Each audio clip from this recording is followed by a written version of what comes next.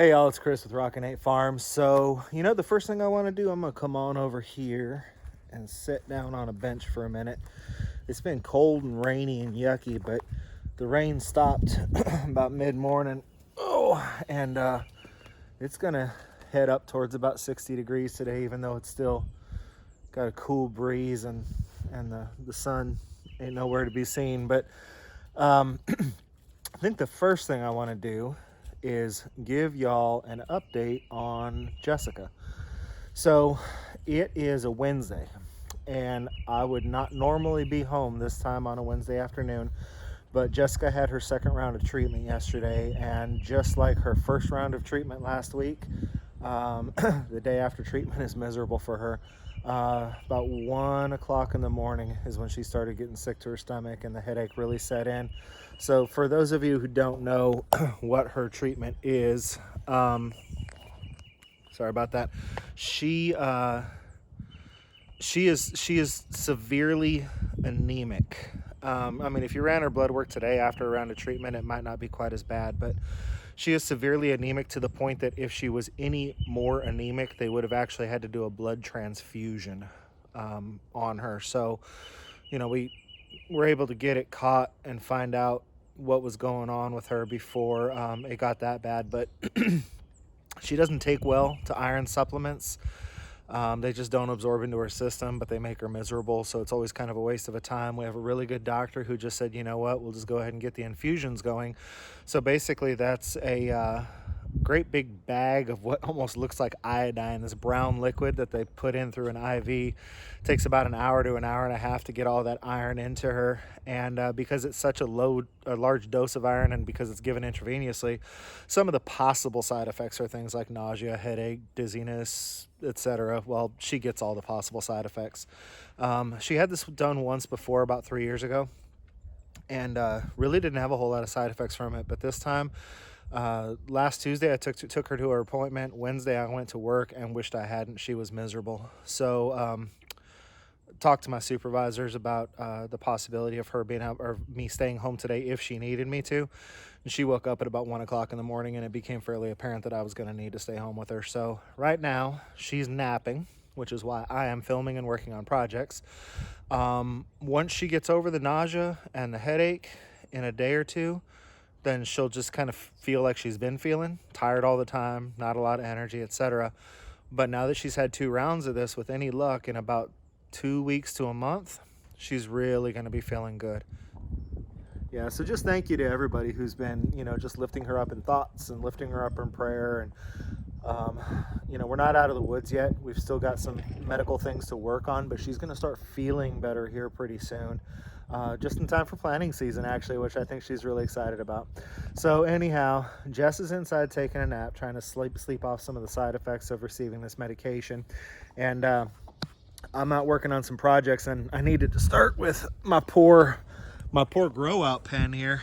We got some rain last night, y'all.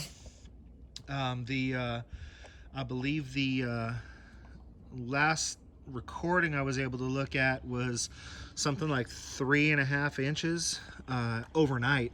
So that's the thing, is that 3.5 inches might not be a whole lot, but it came relatively quick. We got 3.5 inches over the course of like 5 hours or something like that. So that was more water than this tarp could shed.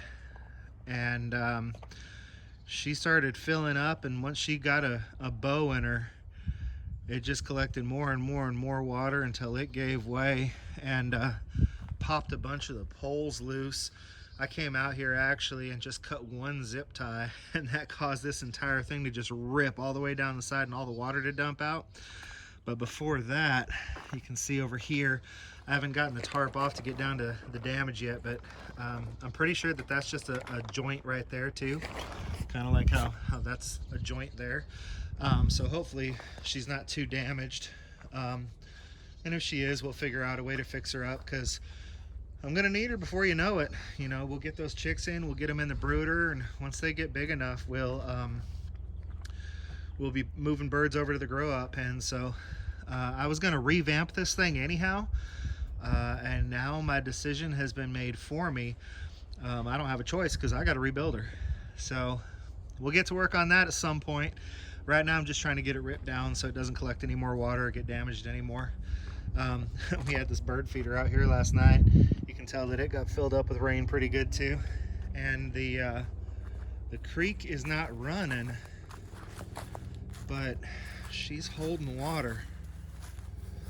So yeah, we got us a pretty good rainstorm last night.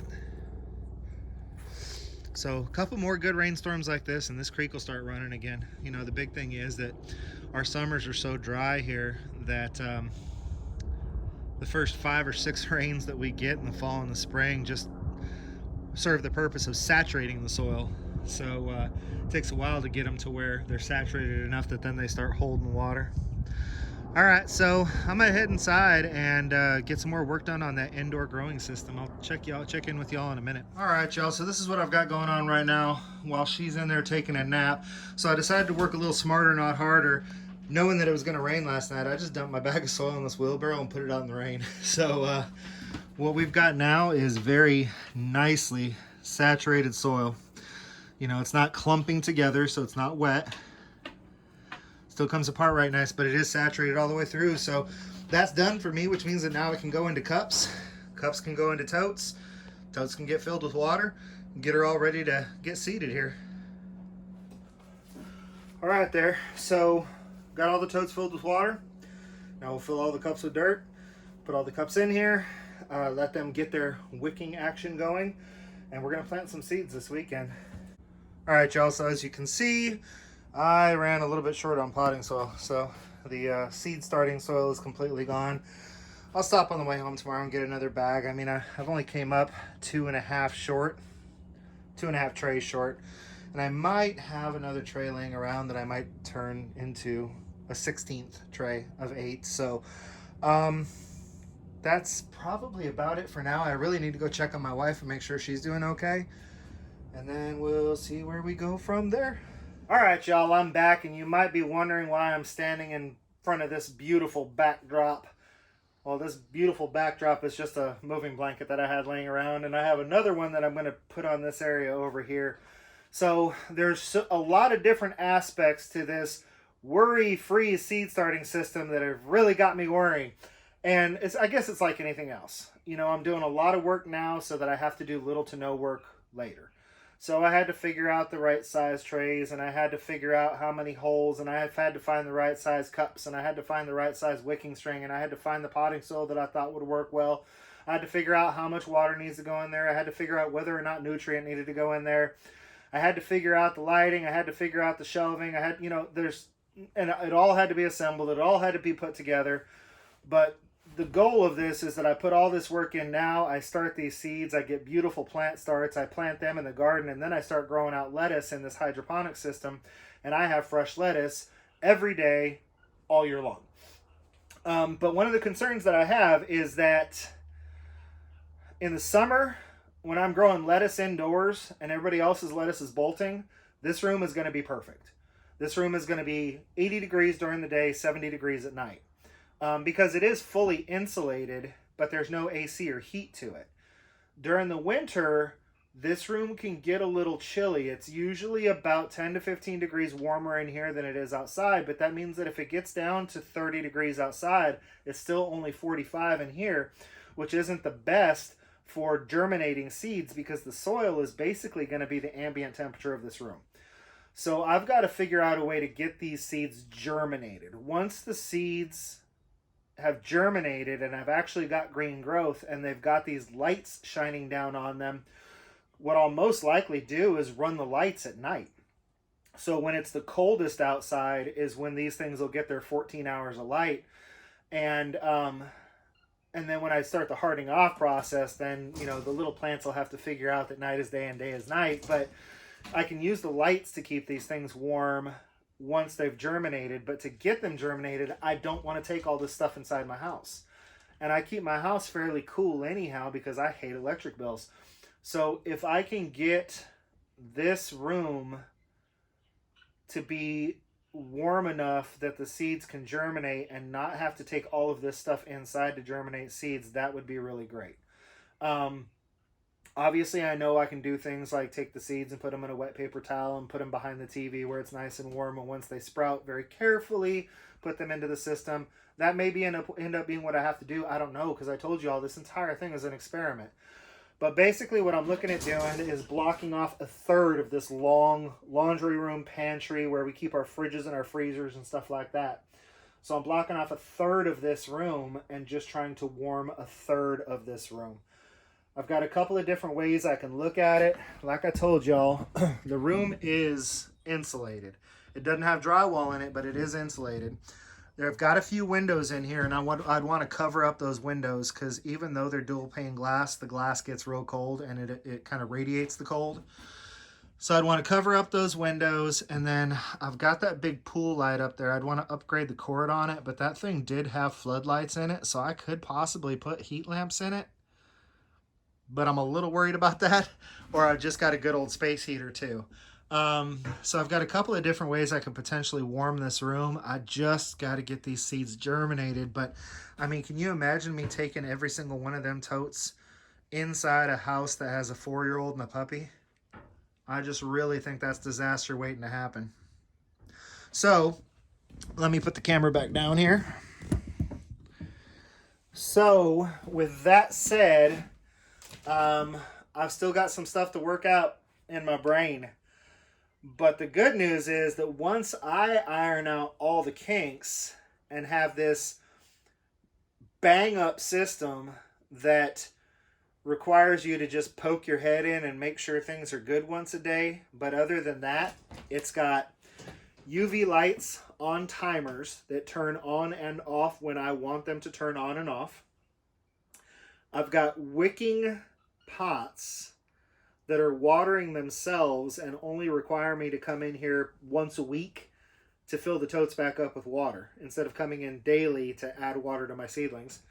I've got a fan set on a timer that blows 15 minutes every 2 hours to give those little seedlings some beefiness. You know, just a little breeze will really make a seedling get stocky. So the fan will be automated, the lights will be automated, the watering will be automated. I just got to get things to sprout. And then after that, this is a super easy seed starting system. And once everything goes in the garden, it's a super easy hydroponic system for growing all my leafy greens all year round. So I got some more kinks to iron out. I'm not going to lie to you, I'm worried about the whole germination thing. If y'all have any ideas, let me know. I really want this to be as hands-off as possible so that I can repeat it year after year after year. But I got some more thinking to do. I've got another blanket to put up. I need to fire up the space heater or something and test whether or not I can, not have to heat this entire room to 80 degrees or whatever, and if that area will get considerably warmer than this area. And yeah, I've just got some more stuff to work out, and seeing as how we want to plant in 2 days, I got to get inside and feed the boys and edit video and stuff like that too. So I'm gonna leave it here, y'all. Until I see y'all again, I definitely want you to be happy and live healthy. And I also hope that you can help me and think about me and pray for me when it comes to figuring out this last part of it. Last part's always the toughest, isn't it? Be happy and live healthy.